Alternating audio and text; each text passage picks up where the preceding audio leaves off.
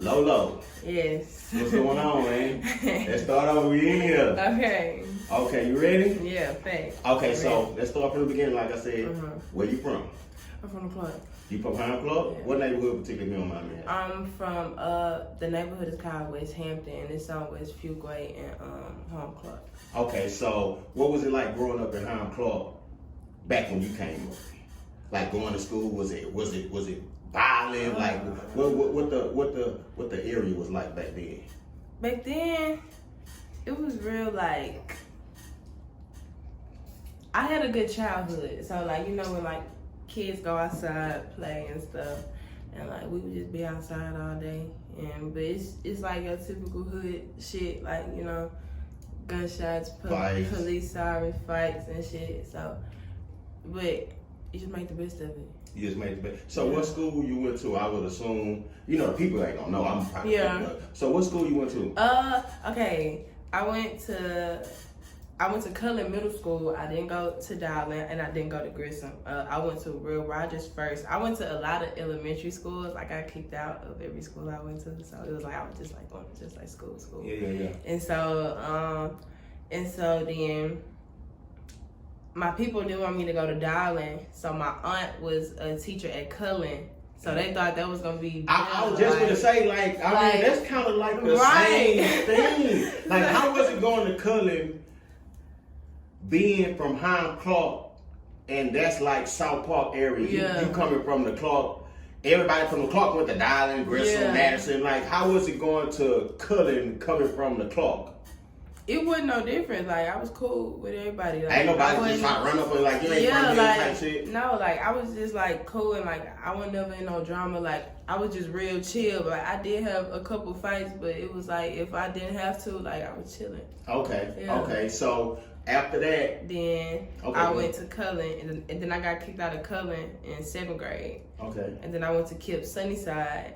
KIPP, I know what you're talking about. And then I went to KIPP over there. Then I got kicked out in 8th grade. And for the people that don't know, if you have to go to somewhere like that, what that mean? They don't want to deal with you no more at this school, and they just ship you to that school. Like, how does that work? No, it's like you just get kicked out of school, and you gotta find another school to go to. Like, okay, so can't nobody tell you like where you can and can't go. Okay. So and then, fortunately, I knew a lot of people. My people knew a lot of people that like worked for different school districts. So you was able to be able to. No shit. Yeah. So at what time did music come into play? Like when you was coming up, was music always a part of your life? Was are you musically inclined like that?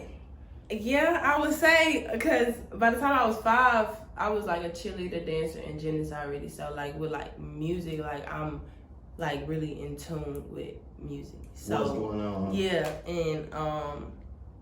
and I would like write freestyles and like notice that when I would talk or like my sentences, like a lot of my words would like rhyme. So I'd be like, okay, like am I supposed to be rapping or something? I don't know. But I started running track, and I ran track for like 10 years. Like I was supposed to be this big Olympian stuff, and like. Okay, so basically, before you actually just took music serious, you was running track. Yeah. Okay, so what was it like running track? Did you even like running track, or was you just good at it? I mean, like I ran track, and I made a name for myself, like in Houston, like in Texas, running track. So no shit, like what did they do? Shit like Texas relays? Yeah, like the Junior Olympics. I ran in the Junior Olympics every year for 10 years.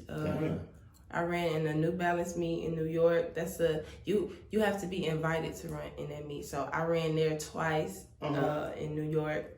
I ran in TSU relays, Texas relays, Texas State relays, like everything. Okay, so let me back up real quick. So in order for you to get in those type of programs, like you said, you have to be invited. Like, what do you have to do? What's the process for somebody to even want to invite you to some shit like that? That was for school. I ran summer track. So like summer track, that's where you have to qualify to go to the Junior Olympics. Okay. But in like school, you have like meets, and if you meet a certain time, then like you get looked at and like people like, who is that? Who is this? And so like the big meets is like they send you an invite, and there it is. Yeah. Okay, so back then when you was running, you weren't even thinking about really music at that time, right? I mean, I would freestyle every now and then, like all the time though, like in class, on the bus. So like I was always rapping, but I was just running track, or like I was playing volleyball. Like I could have went to college in volleyball. Like I was really like, I'm an athlete. Okay, so if you don't mind me asking you, like, what happened to the Olympics with track and field running and volleyball? Like, what happened? Why did you pursue that avenue? If you don't mind me asking. It's a lot. It's we like we know everything, so yeah, it's a lot.